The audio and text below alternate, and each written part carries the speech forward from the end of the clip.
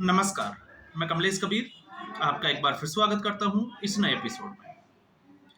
आज के इस एपिसोड में हम बात करने वाले हैं राहुल गांधी की। राहुल गांधी, अब धीरे धीरे आपको लग रहा होगा जिस तरीके से लोकसभा में सदन की जो कार्रवाई हुई, ऑपरेशन सिंदूर की जो चर्चा हुई, तो आपने राहुल गांधी की बॉडी लैंग्वेज अगर ऑब्जर्व की होगी तो आपको शायद कुछ अंदाजा लगा होगा। और उसमें जो है वो निकल कर ये आता है कि या तो राहुल गांधी जो है वो तनाव में है, या फिर वो देश को और कार्यकर्ताओं को ये दिखाने की कोशिश कर रहा है कि नरेंद्र मोदी उससे डरता है। अब ऐसा क्यों कर रहा है, आपको जो है वो इस वीडियो में अगर आप इसको समझने की कोशिश करोगे तो समझ में आएगा कि आखिर इसके पीछे की वजह क्या है।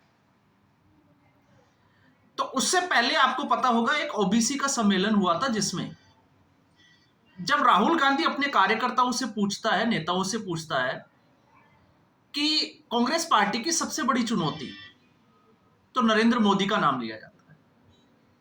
और फिर राहुल गांधी बोलते हैं कि नरेंद्र मोदी कुछ नहीं है, वो 2-3 बार मिले हैं। लेकिन नरेंद्र मोदी क्या है ये आपको भी पता है। 2001 से लेकर अब तक नरेंद्र मोदी का अचीवमेंट क्या है और राहुल गांधी का अचीवमेंट क्या है। तो फिर लोकसभा में जैसे टेबल को जो है वो कूटना और भी कुछ ऐसी एक्टिविटी, तो उससे एक साफ तौर से ये नजर आता है कि कहीं ना कहीं जो है वो फ्रस्ट्रेशन भी निकाला जा रहा है। अब ऐसा क्यों हो रहा है? क्योंकि राहुल गांधी लगातार प्रयास कर रहे हैं 2014 के बाद से, लेकिन उनके मुद्दे चल नहीं रहे, जनता तक राहुल गांधी पहुंच नहीं पा रहे हैं। तो अपने कार्यकर्ताओं को तो खुश कर सकते हैं, लेकिन उसके आगे क्या? अब राहुल गांधी ने चुनाव से पहले भी आपने देखा होगा एक धमकी लगाई थी, लेकिन इस वक्त वो चुनाव आयोग को धमकाना शुरू कर रहे हैं। और चुनाव आयोग को कैसे धमका रहे हैं, एक पैटर्न सा सेट कर रखा है। मध्य प्रदेश को लेकर राहुल गांधी का जो दावा है कि उनके पास कोई बम है, और जब वो सरकार में आएंगे तो वो किसी को छोड़ेंगे नहीं, चाहे वो रिटायरमेंट के बाद कहीं भी चले जाए। तो पहला सवाल तो ये होता है कि आखिर राहुल गांधी सत्ता में कब आएंगे। और दूसरा, आखिर चुनाव आयोग को धमकाने से क्या कांग्रेस पार्टी को जीत हासिल हो जाएगी? और अगर एटम बम है तो ये कांग्रेस पार्टी तो हर, आपने देखा होगा ट्रंप का हो, सीज फायर को लेकर हो, हिंडनबर्ग की रिपोर्ट हो, आपने देखा आधा घंटा तक नहीं लगाती, तुरंत जो है वो प्रेस कॉन्फ्रेंस करती है और प्रेस कॉन्फ्रेंस में सारी चीजें रख देती है। तो आखिर राहुल गांधी चुनाव आयोग को पिछले 3 महीने से लगातार चुनौती दे रहे हैं, तो फिर तथ्य जो है वो जनता के सामने रख क्यों नहीं रखे? आखिर प्रेस कॉन्फ्रेंस क्यों नहीं कर पा रहे? अब दूसरा, तो सवाल यह भी होता है कि आखिर राहुल गांधी इस तरीके से टिप्पणियों पर टिप्पणियां करते जा रहे हैं, तो उनके ऊपर एक्शन सरकार क्यों नहीं ले पा रही है? यह भी अपने आप में जो है वो एक बड़ा सवाल है।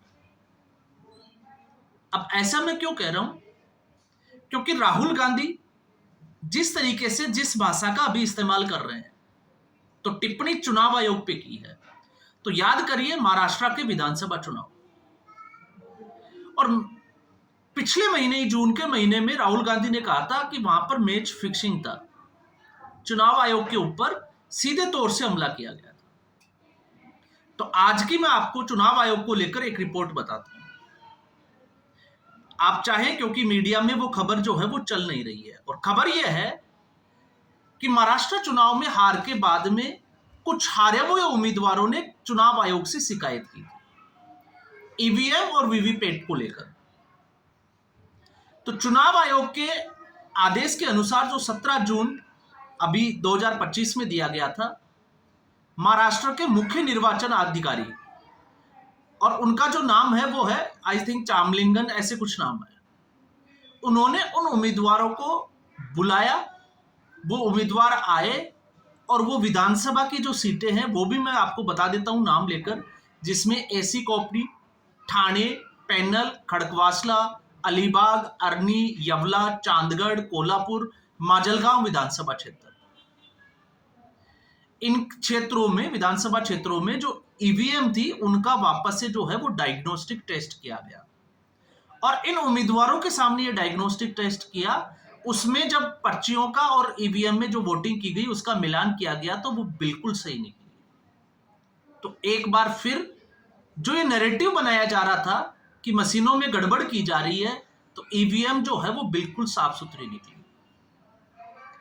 और अगर आप कांग्रेस पार्टी की बात करोगे तो कांग्रेस पार्टी के महाराष्ट्र के जो अध्यक्ष है, प्रदेश अध्यक्ष नाना पटोले, आपको पता होगा चुनाव हार के बाद उन्होंने भी हाईकोर्ट का रुख किया था। तो हाईकोर्ट ने बोला था कि आप जो है वो कुछ सबूत लेकर आइए, कुछ आप एविडेंस दीजिए, ताकि हम उसके ऊपर जो है वो आगे की कार्रवाई या सुनवाई कर सके, लेकिन उसके आगे कुछ नहीं। तो इसलिए जो है वो ये बड़ा इंपॉर्टेंट हो जाता है कि आखिर राहुल गांधी चुनाव आयोग के ऊपर हमला करते हैं, तो मध्य प्रदेश में अब जो है वो बम फटा है मध्य प्रदेश के नाम से, इससे पहले कर्नाटक। अब मध्य प्रदेश की कहानी को भी हम थोड़ा सा समझ लेते हैं कि मध्य प्रदेश में कांग्रेस पार्टी क्यों हारी, तो उसका असली कारण क्या था।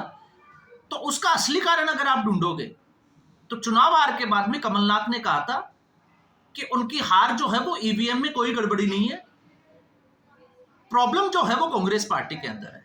और अभी आपने देखा होगा जीतू पटवारी ने भी एक पॉडकास्ट किया, और जीतू पटवारी के पॉडकास्ट को देखोगे तो उसने भी स्वीकार किया है कि मध्य प्रदेश कांग्रेस में सब कुछ ठीक नहीं चल रहा। तो बात आती है ईवीएम और जनता की। ईवीएम और जनता ने कांग्रेस पार्टी को जिताया था, कमलनाथ मुख्यमंत्री भी बने थे, लेकिन कांग्रेस पार्टी की अनुशासनहीनता की वजह से ज्योतिरादित्य सिंधिया जो है वो पार्टी छोड़कर जाते हैं और कांग्रेस पार्टी टूट जाती है। और उसके बाद से जो कांग्रेस पार्टी में होता है, तो असली हार का कारण जो है वो कांग्रेस पार्टी के अंदर छुपा हुआ है। अब ठीक ऐसा ही राजस्थान में सचिन पायलट के नेतृत्व में जब सचिन पायलट को प्रदेश अध्यक्ष बनाया गया, तो राजस्थान की जनता ने कांग्रेस पार्टी का भरपूर समर्थन किया। और मामला कहां उलझा, जाके मुख्यमंत्री के पद को लेकर। 2.5 साल की जो है वो मुख्यमंत्री पद को लेकर चर्चा हुई, और 2.5 साल के बाद में सचिन पायलट ने अपनी ही सरकार के खिलाफ मोर्चा खोल दिया। और मैंने आपको एक वीडियो में, जब राजस्थान के विधानसभा चुनाव थे उससे पहले कुछ दिन पहले ही जो है वो मैंने बात की थी कि जो सीटें हैं लगभग 40 से 45 सीटें ऐसी है विधानसभा की जिसके ऊपर सचिन पायलट का सीधा प्रभाव है, जिसमें हमें दक्षिण पूर्वी राजस्थान की बात की थी। और जहां पर जब 2018 में विधानसभा चुनाव कांग्रेस पार्टी जीती थी और 2023 का जो अंत में जो विधानसभा चुनाव हुई, तो आप देखिए वहां पर जो सीटें कांग्रेस पार्टी की है वो 12 से 13 पर आ जाती है। तो हार का सबसे बड़ा कारण था सचिन पायलट और अशोक गहलोत का अंदरूनी झगड़ा। वरना एक तरफ अगर आप देखोगे तो राजस्थान में जीत दिखा रहे थे, तो फिर गेम पलटा कैसे। और फिर हम आ जाते हैं हरियाणा में। तो हरियाणा में 10 साल की एंटी इनकम्बेंसी होने के बाद भारतीय जनता पार्टी की जो स्थिति थी, तो कांग्रेस पार्टी अपर हैंड पे थी, फ्रंट फुट पे थी, एक माहौल बना हुआ था। और जब वो माहौल बना हुआ था उसके बाद में राहुल गांधी का यूएसए चले जाना और भूपिंदर सिंह हुड्डा को जो है वो फ्री हैंड दे देना, तो अशोक गहलोत हो चाहे भूपिंदर हुड्डा हो, पुत्र मोह के चक्कर में, और जिस तरीके से कुमारी सैलजा के जो नामांकन रैली थी आपने देखा होगा जस्सी पटवाड़ की, उसमें कुमारी सैलजा को लेकर जिस तरीके से अमर्यादित शब्दों का इस्तेमाल किया कास्टिज्म को लेकर। और फिर आपको पता होगा कि जिंद में जो है वो दलितों ने एक महासभा की थी, और उस वीडियो में भी हमने जो है वो आकलन किया था कि ये जो लगभग जो 25 सीटें हैं, आखिर इन 25 सीटों पर जहां पर कुमारी सैलजा का प्रभाव देखा जा सकता है SC ST का, उस पे आकलन किया था कांग्रेस पार्टी का। तो आप देखिए कि कांग्रेस पार्टी की हार का कारण क्या था। और अगर कांग्रेस पार्टी और राहुल गांधी ये मानते हैं कि हार का कारण जो है वो चुनाव आयोग है, तो फिर कांग्रेस पार्टी ने आखिर फैक्ट फाइंडिंग कमेटी का गठन क्यों किया और उसने क्या रिपोर्ट दी। और अगर फैक्ट फाइंडिंग कमेटी जिसको प्रताप सिंह बाजवा और अशोक गहलोत के नेतृत्व में बनाई गई थी, उसने जो रिपोर्ट दी उसके ऊपर कांग्रेस पार्टी ने क्या एक्शन लिया और कितने नेताओं के ऊपर एक्शन लिया। आज कांग्रेस पार्टी की स्थिति यह है कि कांग्रेस पार्टी हरियाणा विधानसभा में अपना प्रतिपक्ष का नेता तक तय नहीं कर पा रही। और फिर हम आ जाते हैं कर्नाटक, क्योंकि कर्नाटका के लोकसभा चुनाव को लेकर भी चुनाव आयोग पर हमला किया गया। तो कर्नाटका के अभी जो स्थिति बनी हुई है कांग्रेस पार्टी की, DK शिवकुमार वर्सेस सिद्धारमैया, तो इस स्थिति के लिए जिम्मेवार कौन है? चुनाव आयोग, क्योंकि कर्नाटका की जनता ने आपको समर्थन दे दिया, ईवीएम ने आपके पक्ष में जो है वो जो वोट पड़े उनको दिखाया, तो आपकी जीत हो गई, आपने सरकार बनाई। लेकिन अब 2.5 साल होने को आ गए, तो आखिर डीके शिव कुमार वर्सेस सिद्धारमैया, तो आलाकमान क्या कर रहा है? आज की परिस्थिति में कर्नाटक में जो चल रहा है उसके लिए राहुल गांधी क्या कर रहे हैं? तो क्या सिर्फ और सिर्फ अपने वोटर्स को, जो वोटर्स कांग्रेस पार्टी के साथ जुड़े हुए हैं, उनको भ्रमित करने का, या उनको अपने साथ जोड़ के रखने के लिए राहुल गांधी सिर्फ इतना कर रहे हैं? क्योंकि 2014 के बाद से राहुल गांधी का अगर आप ट्रैक रिकॉर्ड देखोगे तो आपके समझ में आएगा कि राहुल गांधी का इस वक्त जो है वो ट्रैक रिकॉर्ड है क्या।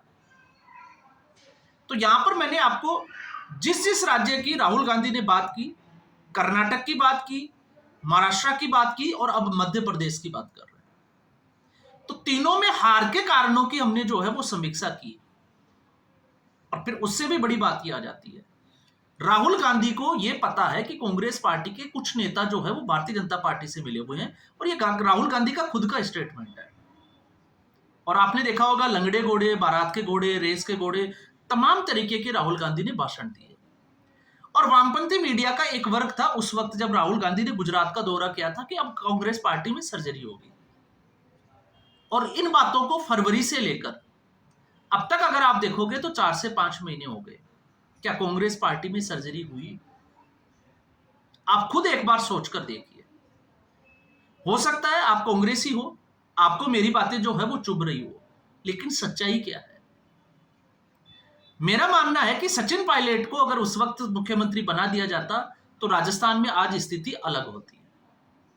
मेरा मानना है कि मध्य प्रदेश में जो हालात बने, ज्योतिरादित्य सिंधिया का कांग्रेस पार्टी में से जाना जो है वो कांग्रेस पार्टी के लिए नुकसानदायक हुआ, जैसे हिमंता बिस्वा शर्मा। तो फिर महाराष्ट्र में क्या हुआ? महाराष्ट्र में जो हुआ वो आपने देखा, और किस तरीके से हुआ। तो उसके पीछे, और फिर हरियाणा, तो हरियाणा में कांग्रेस पार्टी चुनाव नहीं लड़ रही थी, हरियाणा में चुनाव लड़ रही थी कुमारी सैलजा, भूपिंदर सिंह हुड्डा और रणदीप सुरजेवाला। और यह सच्चाई है, भले ही कांग्रेस पार्टी उसको जो है वो कितना ही छुपाने की कोशिश करे। तो फिर सीधे तौर पे यह है कि हम खुद जो है वो लड़कर नहीं जीत सकते, तो फिर हम जो है वो आरोप लगाएंगे, और आरोप लगाएंगे चुनाव आयोग को। तो आखिर राहुल गांधी कब तक ऐसा करते रहेंगे?